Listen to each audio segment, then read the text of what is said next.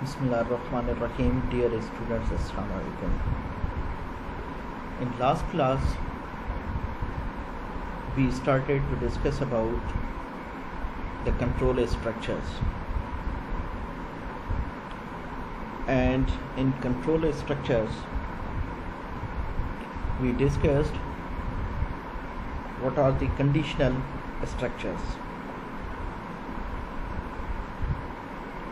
Today, we start the new control structure, that is the repetition, or in programming terminology it is known as the loops. I hope so that after completing this repetition and loops, we will be having the plenty tool to write any program in fascinating manner and in efficient manner, and some logical programs can be written through these available tools. We have seen that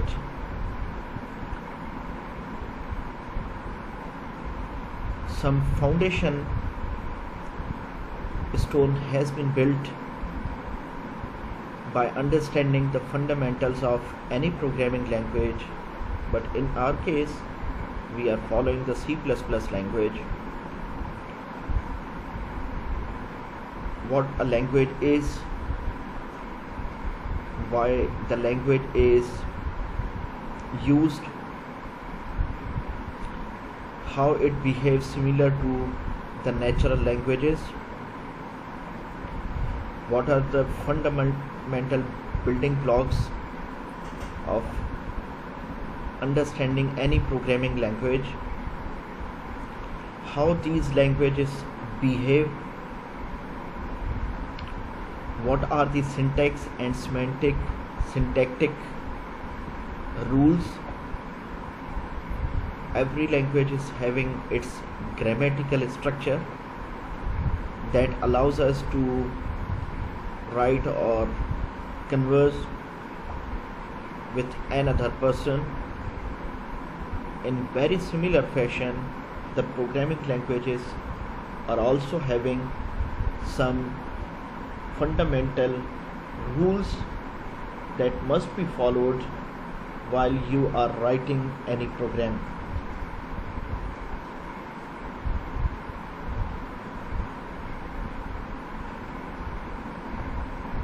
So we have also understood that writing any program is having some preliminary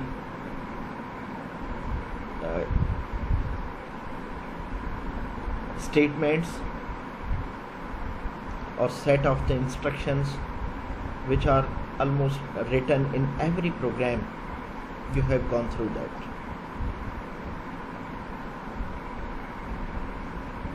So writing the header file, writing the void, using namespace standard libraries we are importing, you are all familiar. Similarly, how the variables are declared, how the variables are assigned the values, some logical and relational operators are there.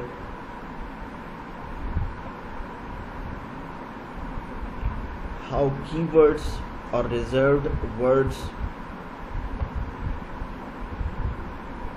are different from the variables created by the programmer. A programmer is not allowed or is not allowed to create a variable that is the keyword or the reserved word of any programming language, and in C++ in our case.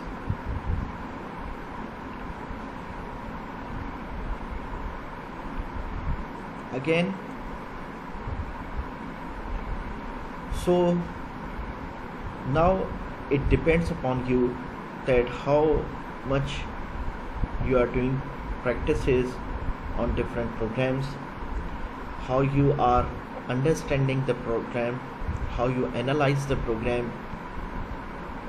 This is the course that is having no unique solution.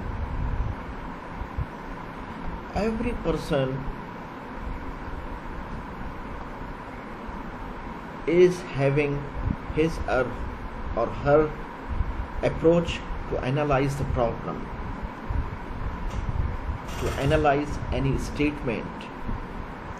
So it depends you that how you are analyzing the programs.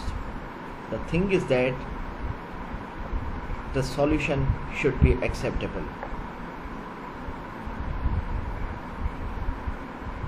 It is the talk of the next steps in advanced steps that, for example, two students are solving the same problem statement in any programming language. They are having entirely different dimension of thoughts or solution, but the results are the same. Now it is the discussion of the next step or the advanced step, that whose program is more efficient than the other in terms of memory occupancy, in terms of redundancy of the variables, in terms of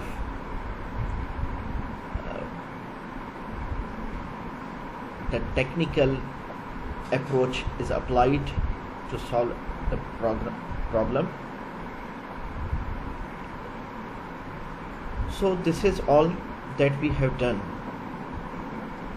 Today we start to discuss the repetition or the loops. It is a very fundamental and very necessary, essential, and very frequently used structure. In fact, it will not be wrong to say that almost no good program can be written without these repetition structures. Similarly with the conditional structures. So repetition or the loops. We know that we all are familiar with this terminology, that what is the repetition or loops. The loop in fact is a point where from we are starting and moving around and reaching at the same point. In electrical terminology, we are having sometimes the loop lines or loop wires for any particular city, for any particular society, that if one line is down, the second loop line should be started, should be activated, and there should not be any sort of the loss due to the shortfall. Similarly, in railway tracks, we are also having the loop lines.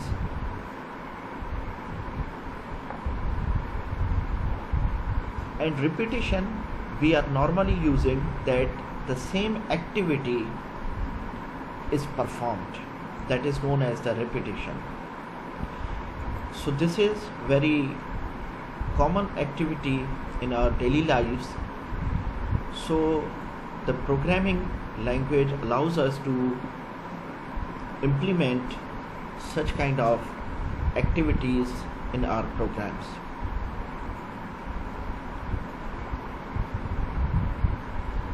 Purpose of the loops, as I told you, that it is some kind of a repetition, but from the programming point of view, we are having two major purposes to use the loops. The one is to execute a statement or number of statements for a specified number of times. Means you would like to execute the statement or the set of statements for number of times, 10 times, 5 times, 100 times. You would like to execute the same or the set of the statements. For example, a user may display his or her name on a screen for 10 times. It is quite possible that you are asked to print your name 10 times, 100 times, 200 times, 1000 times, 5 times.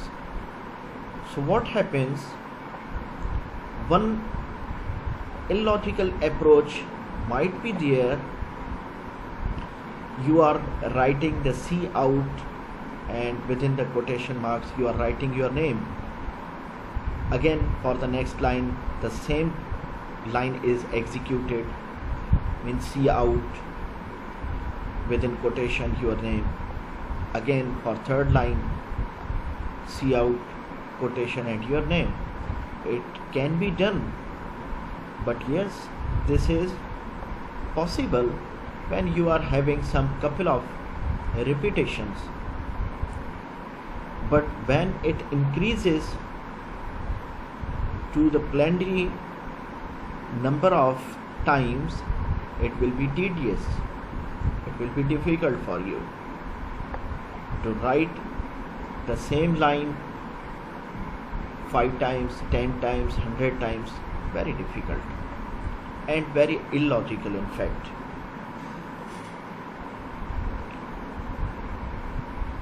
So to deal with these such problems, we need the loops. The second purpose is to use a sequence of values. Means some sequence is there, some pattern is there. For example, a user may display a set of natural numbers from 1 to 10. It might be 1 to 100, 1 to 1000, 1 to 10,000 and lakhs and onwards. Means some pattern is there that needs to be executed.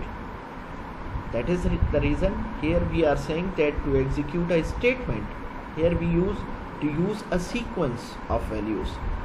For example, I say in the same problem that write or print or display a set of natural numbers from 1 to 10.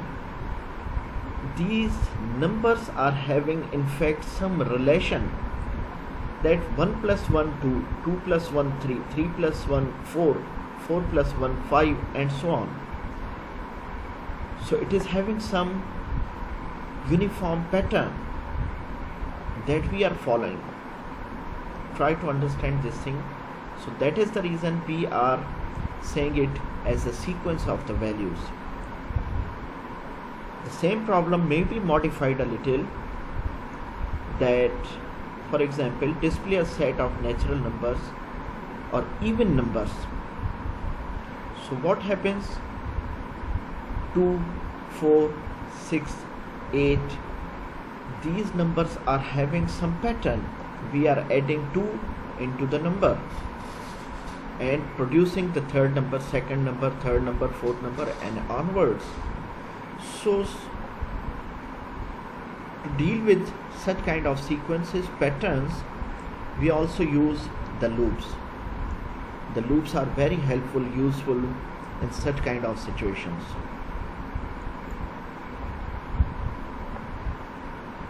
Again, this is little extension of understanding that repetition allows you to efficiently use variables. I told you that you are writing the same statement, same line of code 100 times, so it will be better enough to repeat one thing for many times. And of course, it will need some variables to declare and define. We will see in a few moments. It can input, add and average multiple numbers using a limited number of variables.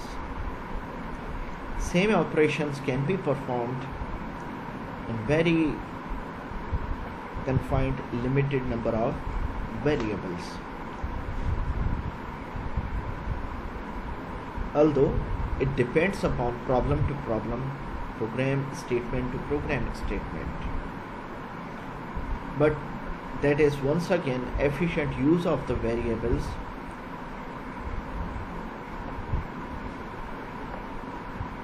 For example, to add 5 numbers, declare a variable for each number, input the numbers and add the variables together. Create a loop that reads a number into a variable and adds it to a variable that contains the sum of the numbers.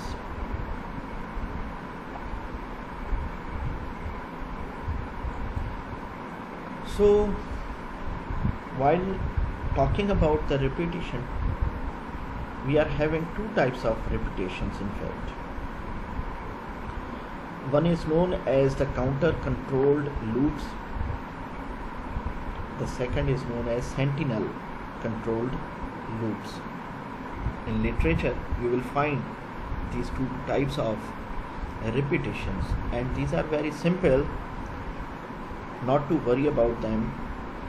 So, try to understand the counter controlled loop. That is, this type of loop depends on the value of a variable. This type of a loop depends on the value of a variable known as the counter variable. For example, we are executing the first 10 numbers. So what happens? How the cycles are executed? The 0 is displayed and 0 plus 1, this is first iteration, and it results 1. Again 1 plus 1, it is the second iteration, then third iteration and fourth iteration or repetition. So what happens? There must be some counter variable that counts the number of iterations. Try to understand.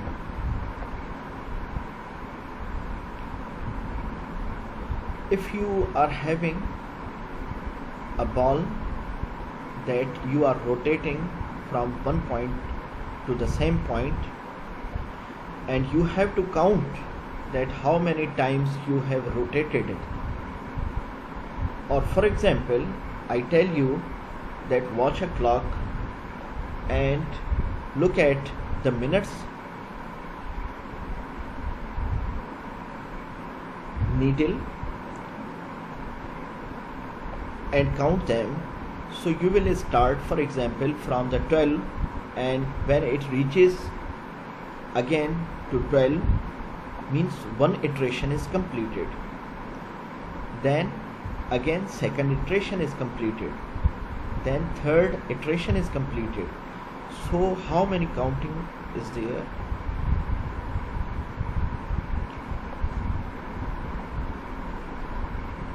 That is in fact 3 times. So counter value is 3 times.